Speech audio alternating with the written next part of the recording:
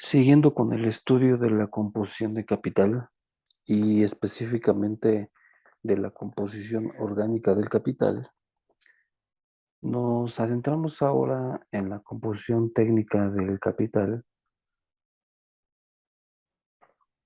como un camino adicional de desarrollo para comprender las diferentes composiciones que integran a la composición orgánica.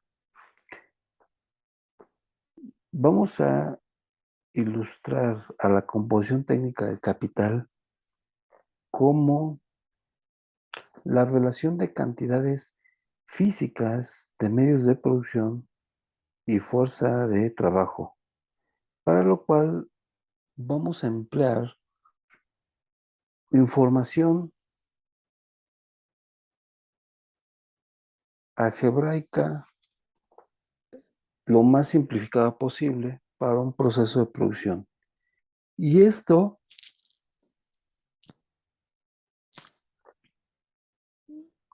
lo diremos que para llevar a cabo un proceso de producción basta con que contemos con un medio de producción como medio de trabajo y con un objeto de trabajo,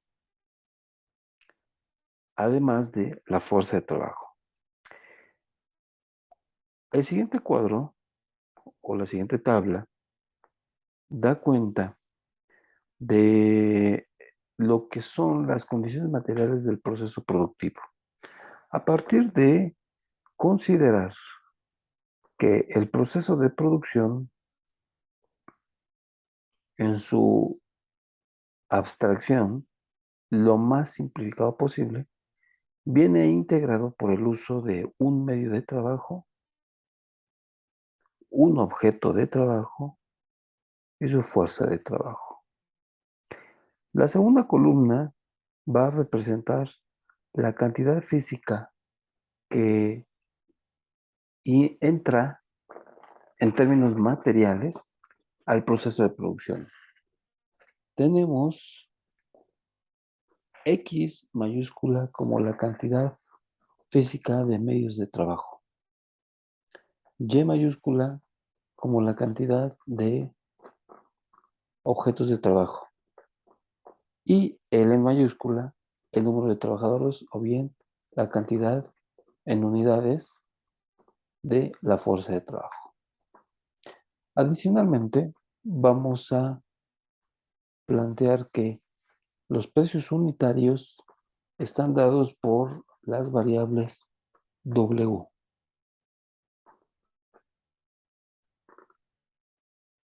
W, subíndice X, es el precio unitario del medio de trabajo que se ocupe en este proceso de producción.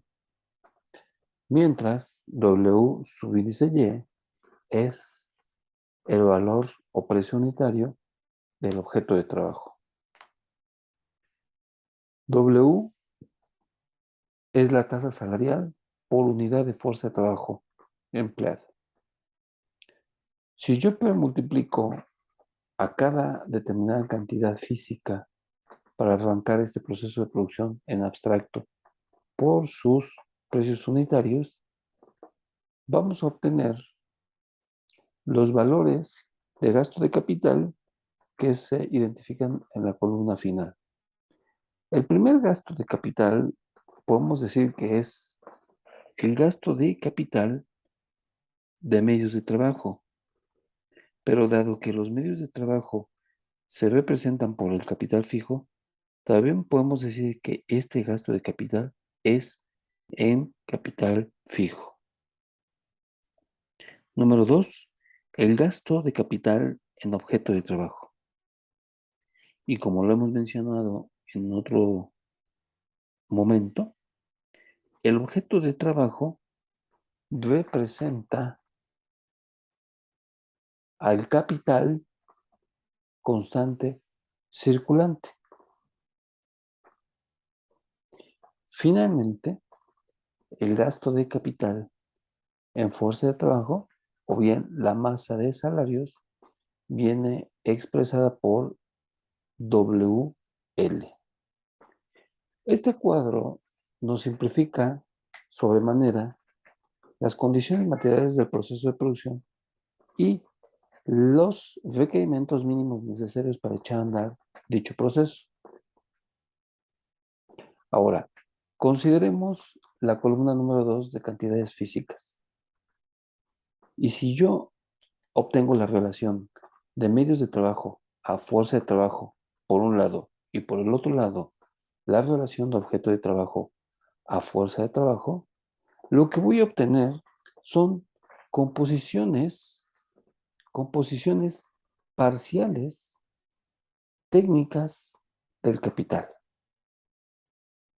Estas dos composiciones parciales técnicas del capital las voy a denotar con la letra minúscula tau. La primera de ellas representa la composición parcial técnica del capital de los medios de trabajo, dado por tau minúscula subíndice X. En el momento T, como viene expresado en esta ecuación A. Y la ecuación B va a representar a tau subíndice Y como la relación de objeto de trabajo a fuerza de trabajo. Nótese que en ambas expresiones se trata de cantidades físicas. Estas dos expresiones denominarán de manera simplificada a la composición técnica del capital. Repetimos, la composición técnica del capital estará expresada por las dos composiciones parciales técnicas del capital.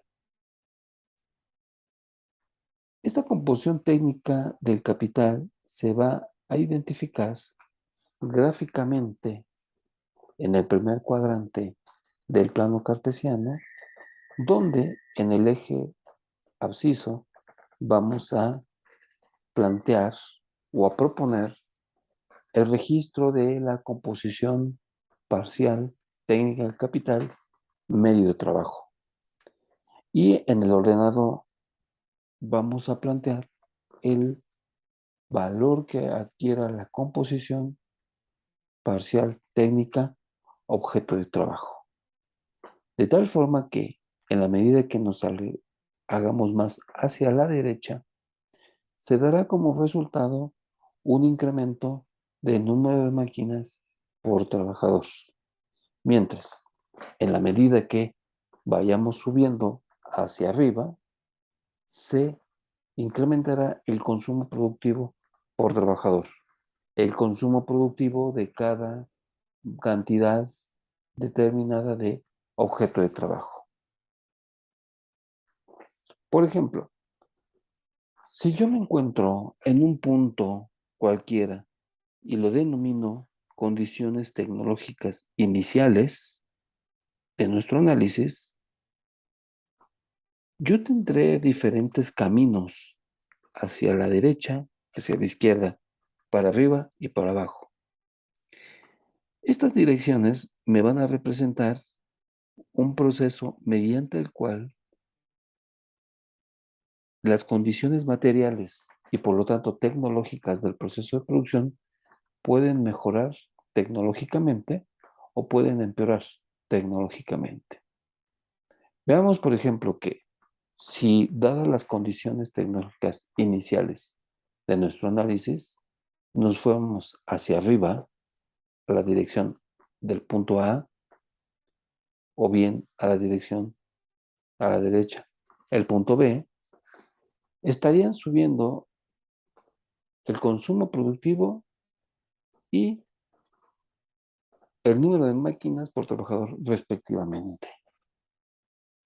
Caso contrario, si nos vamos a la dirección del punto C, hacia abajo, y a la dirección a la izquierda del punto D. Estos dos puntos y estas dos direcciones respecto a las condiciones iniciales tecnológicas de nuestro análisis estarían planteando que una condición tecnológica capitalista se movería retrógradamente.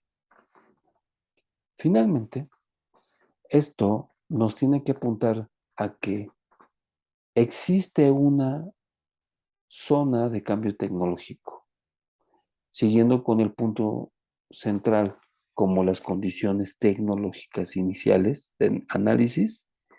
Tenemos un conjunto también diferente de movimientos. Por ejemplo, los que van hacia B', a C' y a D'. El tratamiento hacia toda esa zona sombreada y dada por el conjunto A', lo vamos a reservar en un momento. Pero veamos qué significa la B' en relación a las condiciones iniciales tecnológicas. Pues nos estamos moviendo hacia la derecha, pero hacia abajo. No es sino un proceso mediante el cual estamos incrementando el número de máquinas por trabajador, pero estamos disminuyendo el consumo productivo.